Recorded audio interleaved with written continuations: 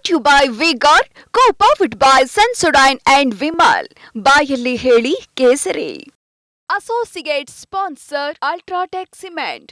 ಕಾಂಗ್ರೆಸ್ ಮತ್ತು ಕಾಂಗ್ರೆಸ್ ನಾಯಕರು ಮಾಡಿದಂಥ ಆರೋಪಗಳನ್ನು ನೋಡ್ತಾ ಇದ್ವಿ. ಕೇಂದ್ರ ಸರ್ಕಾರ ಇಲ್ಲಿ ಶಾಮೀಲಾಗಿದೆ, ಕೇಂದ್ರವೇ ಅವರಿಗೆ ಓಡೋಗಲಿಕ್ಕೆ ಅವಕಾಶ ಕೊಡುತ್ತೆ ಪ್ರಜ್ವಲ್ ರೇವಣ್ಣಗೆ ಅನ್ನುವಂಥ ಆರೋಪಗಳು. ಈ ಕೇಸಿಗೆ ಸಂಬಂಧಪಟ್ಟಂಗೆ BS ಯಡಿಯೂರಪ್ಪ, ಶೋಭಾ ಕರಂದ್ಲಾಜೆ ಮತ್ತು ಜೋಶಿ ಅವರು ಏನು ಹೇಳ್ತಾರೆ ಬನ್ನಿ ನೋಡ. ದೇವೇಗೌಡರಿಗೆ ಇಷ್ಟೇ ನಿಮ್ಮ ಮೂಲಕ ವಿನಂತಿ ಮಾಡುವಂಥದ್ದು, ಈ ಘಟನೆ ಏನಾಗಿದೆ ಆ ಬಗ್ಗೆ ದೇವೇಗೌಡರು ತಲೆ ಕೆಡಿಸ್ಕೊಳ್ದೇನೆ ಅವರು ತಮ್ಮ ಆರೋಗ್ಯದ ಕಡೆ ಗಮನ ಕೊಡಬೇಕು ಅಂತ ವಿನಮ್ರವಾಗಿ ಅವರು ವಿನಂತಿ ಮಾಡ್ತೇನೆ. ಕಾನೂನು ತನ್ನದೇ ಆದಂಥ ಕ್ರಮವನ್ನು ಕೈಗೊಳ್ಳುತ್ತೆ. ಯಾರು ತಪ್ಪು ಮಾಡಿದಾರೋ ಅವರಿಗೆ ಶಿಕ್ಷೆ ಆಗಬೇಕು.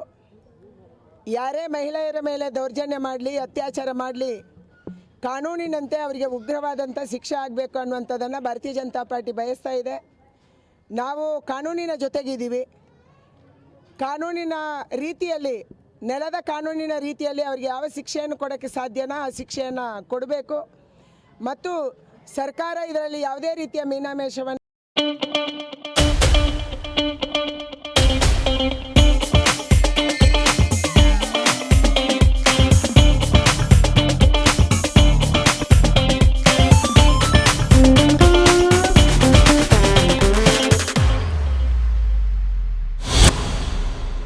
ಎಣಿಸಬಾರ್ದು, ಒಳ ರಾಜಕಾರಣ ಮಾಡಬಾರ್ದು. ಇದು ನಮ್ಮ ಅಪೇಕ್ಷೆ ಇರುವಂಥದ್ದು. ಅದಕ್ಕಾಗಿ ಉಪ್ಪು ತಿಂದವರು ನೀರು ಕುಡಿತಾರೆ, ತಪ್ಪು ಮಾಡಿದವರಿಗೆ ಶಿಕ್ಷೆ ಆಗುತ್ತೆ. ರೇವಣ್ಣವರನ್ನೇ ಅರೆಸ್ಟ್ ಮಾಡಿದ್ದಾರೆ, ತನಿಖೆ ಆಗಬೇಕು. ತನಿಖೆಯ ಆಧಾರದಲ್ಲಿ ಶಿಕ್ಷೆ ಆಗಬೇಕು. SIT ಆಗಿದೆ, ಅರೆಸ್ಟ್ ಆಗಿದ್ದಾರೆ, ಕೋರ್ಟ್ ಇದೆ, ನೆಲದ ಕಾನೂನು ಇದೆ, ಕಾನೂನಿನಂತೆ ಶಿಕ್ಷೆ ಆಗಲಿ. ಕಾಂಗ್ರೆಸ್ ಸರ್ಕಾರ ಏನು ಮಾಡ್ತಿದೆ? ನಿದ್ದೆ ಮಾಡ್ತಿದೆಯಾ? ಪ್ರಜ್ವಲ್ ರೇವಣ್ಣ ಅಂತೂ ಅರೆಸ್ಟ್ ಆಗಲೇಬೇಕು.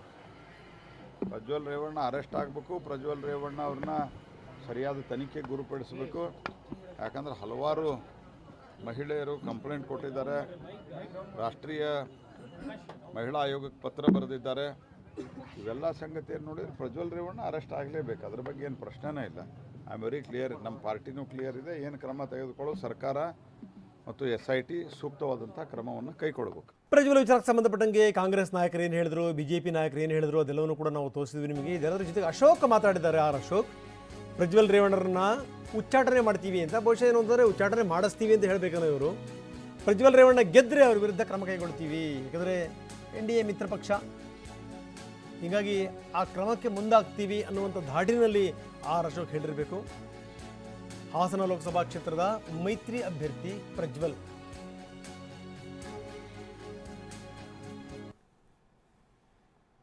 ಹೊರತು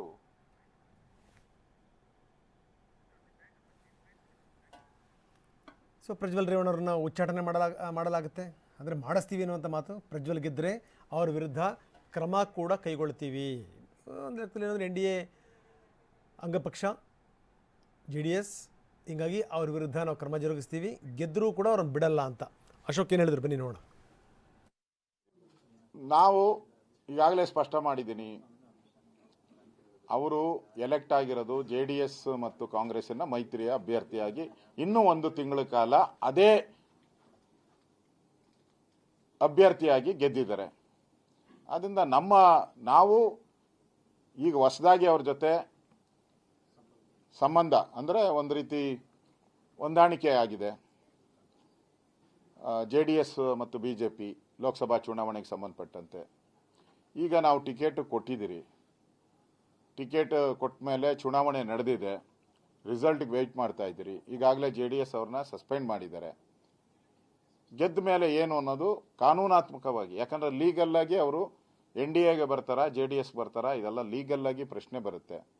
ಅದನ್ನು ನಮ್ಮ ಕಾನೂನು ತಜ್ಞರ ಜೊತೆ ಚರ್ಚೆ ಮಾಡಿ ಅದು NDAಗೆ ಬರಂಗಿದ್ರೆ 100% ನಾವು ಕ್ರಮ ತೆಗೆದುಕೊಳ್ತೀವಿ. ಇಲ್ಲ JDS ಬರಂಗಿದ್ರೆ JDS ಅವ್ರು ಕ್ರಮ ತೆಗೆದುಕೊಳ್ಬೇಕಾಯ್ತು. Brought to you by Vigor, co-powered by Sensodyne and Vimal. ಬಾಯಲ್ಲಿ ಹೇಳಿ ಕೇಸರಿ. Associate sponsor UltraTech cement.